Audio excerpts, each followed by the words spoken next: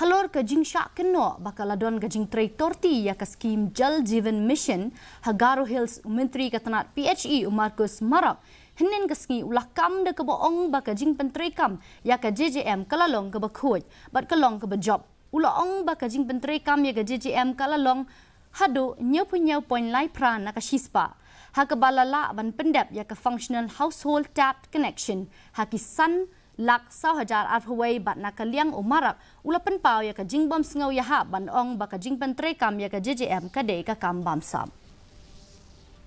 So now our position Jal Jeevan Mission as of today is 77.38%, which is in totality FHTC we have completed is 5,04,021. How it can be called term as scam? Because the implementation of JJM is very transparent.